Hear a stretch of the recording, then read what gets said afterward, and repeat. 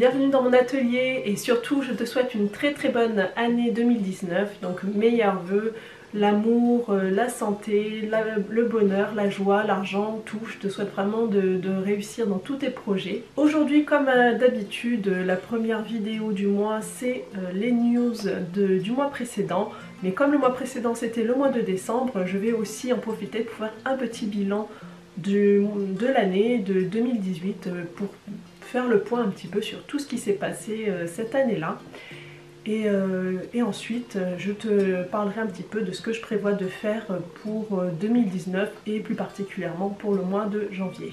Alors le mois de décembre a été assez particulier cette année puisque j'ai décidé de me lancer un défi, de faire des vlogmas. Donc j'ai tourné 25 vidéos sur cette chaîne, sur la chaîne YouTube. Et donc pour ces vlogmas, il y a vraiment eu de tout. Il y a eu de la couture, il y a eu du tricot, il y a eu du blabla, il y a eu vraiment du vlog où je t'ai amené un petit peu dans les coulisses de ce que je fais de mes vidéos cuisine. Donc je vais te mettre les liens ici vers la playlist des vlogmas. Et dans la description sous la vidéo, je vais te mettre un petit peu les titres que j'ai fait. Pour que tu vois un petit peu tout, et puis comme ça tu pourras cliquer sur le lien que tu veux pour aller voir la vidéo que tu veux si jamais tu ne l'as pas vue et que ça t'intéresse. J'ai vraiment fait de tout, j'ai testé beaucoup de choses pour pouvoir voir un petit peu qu'est-ce qui te plaît, qu'est-ce que tu as envie de voir, et moi qu'est-ce que j'aime bien faire, quelles sont les vidéos que j'aime tourner, quelles sont les vidéos que j'aime monter. Donc niveau couture il y a eu tout ça, niveau cuisine j'ai fait 3 recettes et non pas 4 comme j'avais dit en début de mois dans mes prévisions, puisque au final j'ai pris 2 semaines complètes de vacances parce que les vlogmas c'était vraiment très intense, c'était un travail de fou et j'avais envie de faire un lien entre toutes ces vidéos, que ça soit vraiment des vidéos qui soient faites à la suite et non pas programmées des semaines à l'avance pour combler des trous. J'avais vraiment envie que ça soit quelque chose qui soit fait sur le moment et que je puisse prendre les idées que vous me donniez dans les premières vidéos pour compléter, pour faire des nouveaux tutos, pour avancer. J'avais vraiment envie de faire ça comme ça. Et donc du coup c'était vraiment très intense puisque du coup même le week-end je faisais des vidéos. C'était très dur et du coup pendant 2 semaines là j'ai fait une coupure complète d'internet. Donc j'en ai profité vraiment pour me ressourcer. On a fait des fêtes en famille avec les enfants, avec tout le monde, et ça m'a permis de relâcher un peu complètement même la pression et de manière à mieux revenir cette année. Donc avant de passer aux prévisions 2019, je vais terminer mon petit bilan de 2018 avec quelques statistiques. Et donc fin décembre 2018, il y avait sur la chaîne couture à peu près 12 500 abonnés sur la chaîne et je trouve ça vraiment trop fou, enfin, c'est énorme. Déjà je te remercie énormément si tu fais partie de ces abonnés parce que c'est grâce à toi et grâce à toutes les autres personnes qui se sont abonnées à la chaîne. Et donc merci. Oui, je me répète souvent parce que je trouve ça tellement fou que voilà, je sais pas quoi dire d'autre. Donc celles qui ont le mieux marché sont la vidéo de la sortie de bain qui date de fin 2017, mais aussi la vidéo du drap housse, la couture du drap housse. Alors ça c'est vraiment une surprise pour moi, je l'ai faite parce qu'on l'avait demandé, mais je ne pensais pas du tout qu'il y avait autant de monde qui voulait coudre des drap housse. Du coup, grosse surprise, là, le drap housse rattrape très vite la sortie de bain qui est un petit peu plus vieille, mais vraiment, c'est vraiment la grosse surprise. Franchement, j'aurais jamais cru ça. Mais voilà, donc s'il y a d'autres tutos comme ça que tu aimerais voir, n'hésite pas à me mettre des idées dans les commentaires ou à me les envoyer par mail. Moi, ça m'aide vraiment à savoir ce que je vais te proposer. Et certainement que ces tutos que toi tu as envie de voir, d'autres personnes auront aussi envie de le voir mais n'osent pas forcément les demander. Donc n'hésite pas, moi j'attends toutes tes idées dans les commentaires et voilà.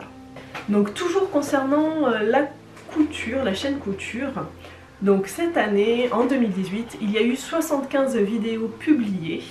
Donc ça fait un peu plus d'une vidéo par semaine, ça fait en moyenne un peu moins de et demi. C'est un bon chiffre, je suis assez contente d'avoir réussi à publier toutes ces vidéos.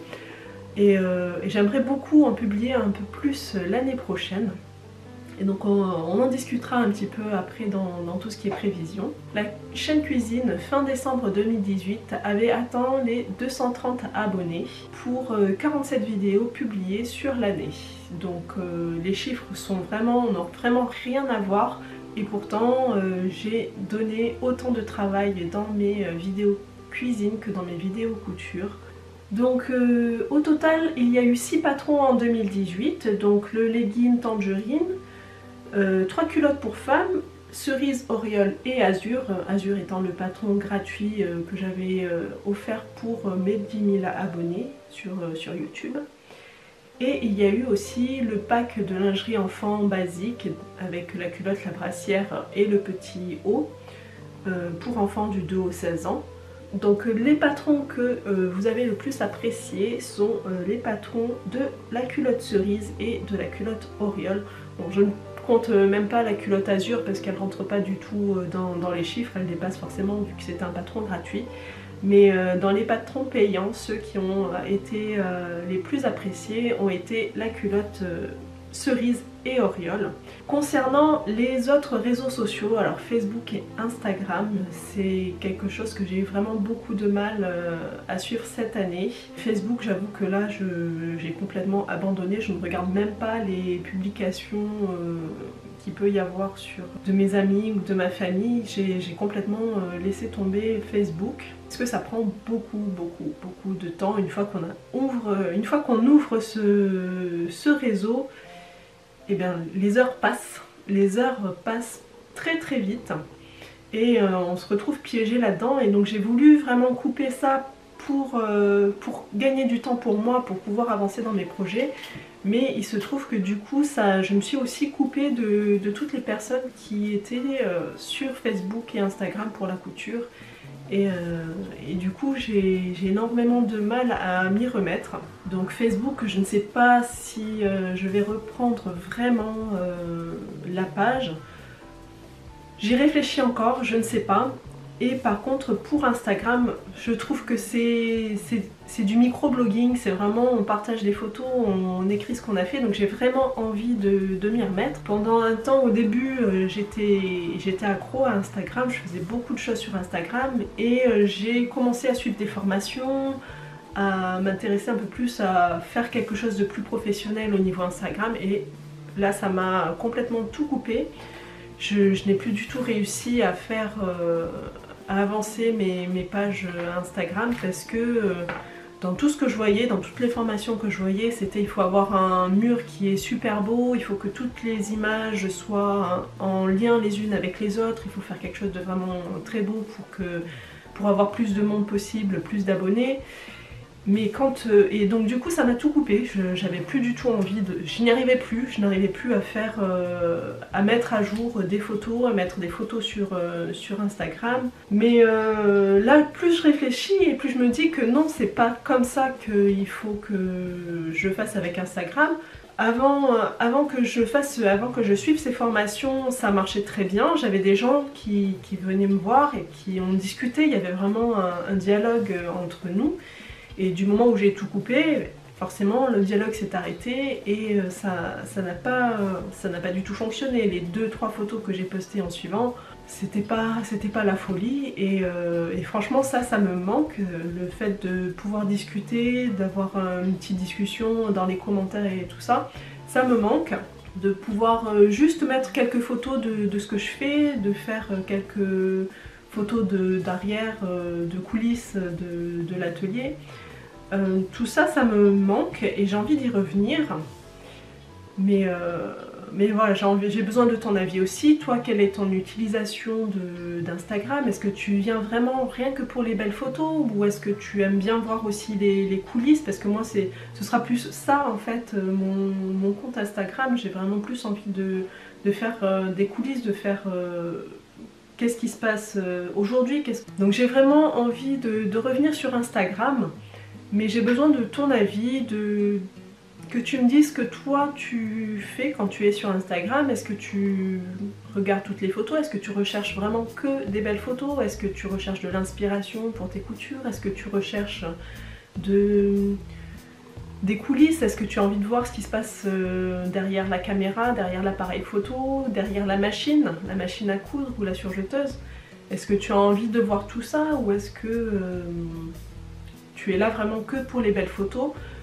Si c'est vraiment que pour les belles photos, franchement, ce sera pas du tout moi c'est pas du tout ce que je recherche, parce que faire des belles photos, ça veut dire qu'il faut prendre vraiment beaucoup de temps pour faire toutes ces photos. Et le temps me manque pour tout ça. Et voilà, moi j'ai envie de revenir à l'Instagram de mes débuts, à l'Instagram de « Ah, il y a un truc que j'ai envie de te montrer, je prends la photo comme ça en direct avec mon téléphone et puis voilà, c'est terminé. C'est ça que j'ai envie de faire à nouveau. Parce que oui, c'est sûr, c'est super beau de voir un mur où tu n'as que des belles photos, mais ça fait très artificiel, je trouve.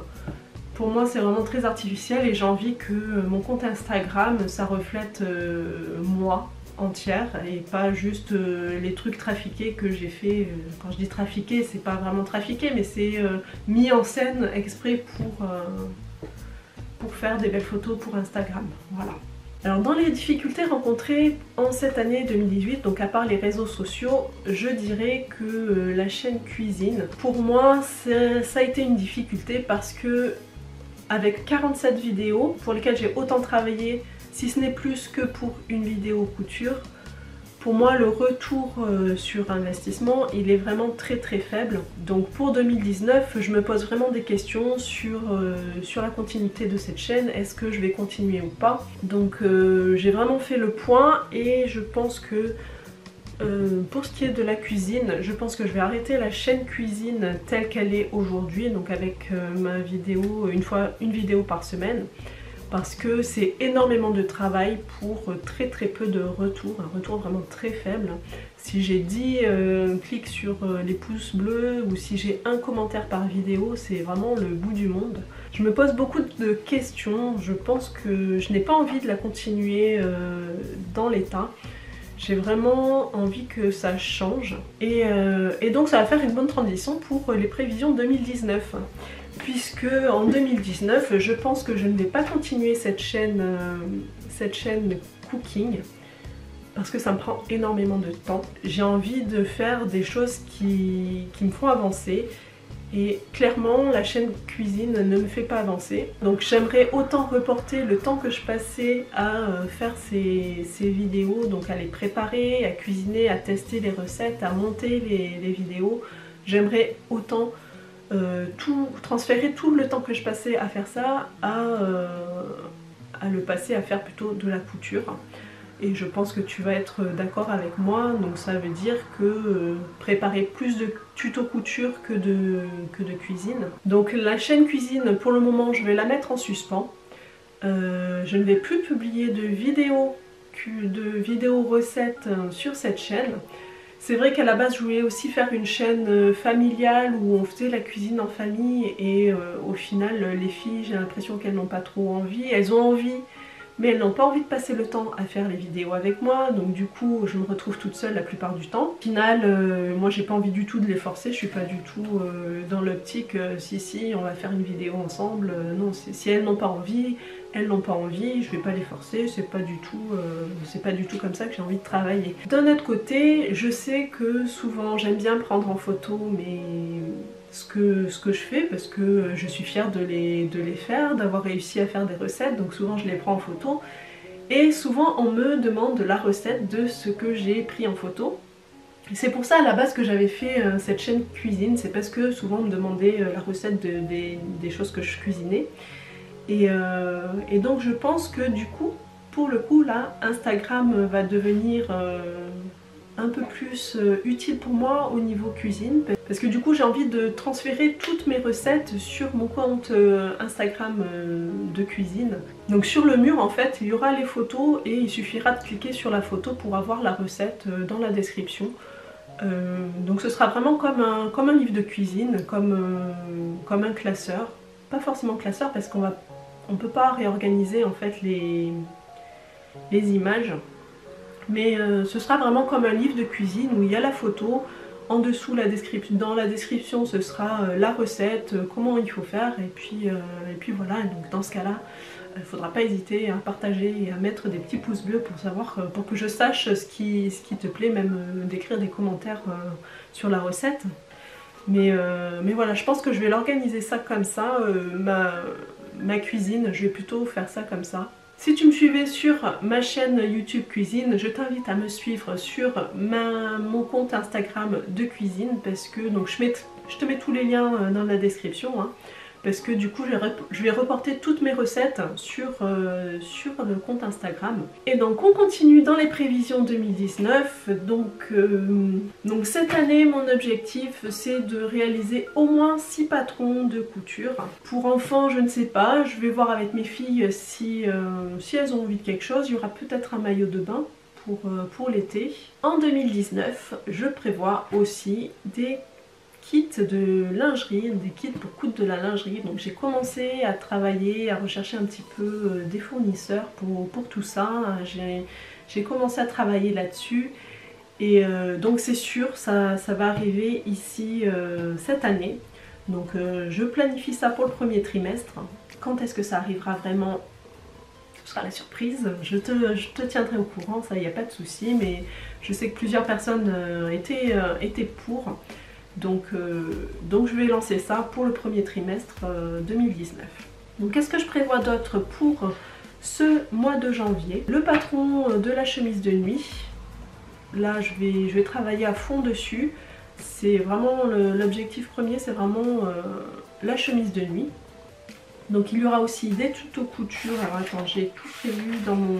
Voilà. Donc du coup il y aura 3 tutos couture le vendredi, toujours comme d'habitude. Je vais essayer de planifier ça pour 18 h, mais après selon la vidéo ça prendra plus ou moins de temps à arriver sur la chaîne. Donc 3 vidéos couture, tuto couture ce mois-ci. Et j'ai décidé aussi cette année, parce que ça m'avait bien plu pendant les vlogmas, c'est de lancer des studio vlogs, ce qu'on appelle les studio vlogs sur YouTube. Ce sont des vidéos coulisses où je te parle au jour le jour de ce que j'ai prévu de faire dans la journée, et je vais filmer ce que je fais toute la journée et te monter ça sur une vidéo. Donc une vidéo va faire à peu près une semaine, et te proposer ça donc tous les lundis, faire un studio vlog. Donc où je te parlerai, donc comme ça tu pourras vraiment me suivre tout au long de la semaine.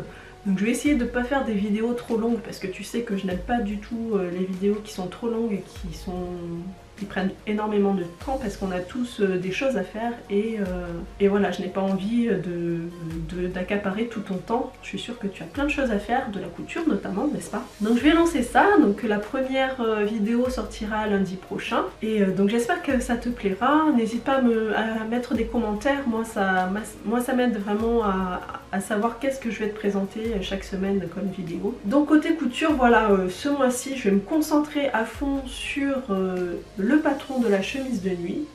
Il y a aussi mon manteau, le manteau opium que j'ai envie de coudre, que je n'ai toujours pas cousu, même pendant les vacances. J'ai vraiment fait un blanc total pendant 2 semaines. Je n'ai pas cousu du tout pendant 2 semaines, et j'ai mon patron, le patron opium qui m'attend. Le tissu qui m'attend aussi, il est là, toujours dans son carton. Et c'est maintenant qu'il fait froid, donc c'est maintenant que j'ai envie d'avoir mon nouveau manteau bien chaud en 100% pure laine. Objectif du mois, c'est coudre le manteau opium. Et voilà, donc niveau couture, c'est tout ce que je prévois pour le mois de janvier, sachant que la chemise de nuit va me prendre vraiment plus de temps que pour la lingerie, puisque c'est mon premier vêtement pour femme, donc il faut que je mette au point tout mon mannequin de base. Et donc c'est pour ça que ça prend un peu plus de temps, parce que j'ai déjà travaillé dessus, mais surtout sur le mannequin de base.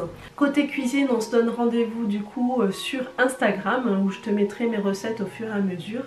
Voilà, donc côté couture, c'est tout ce que j'ai prévu. Donc vraiment gros point sur mon patron de chemise de nuit, puis j'espère mettre en test à la fin du mois. Et puis je te donne rendez-vous vendredi pour le prochain tuto couture. Et donc si tu n'as pas envie de le louper, n'hésite pas à t'abonner à la chaîne et surtout à cliquer sur la petite cloche pour être averti à chaque fois que sort une nouvelle vidéo. Voilà, c'est tout pour aujourd'hui.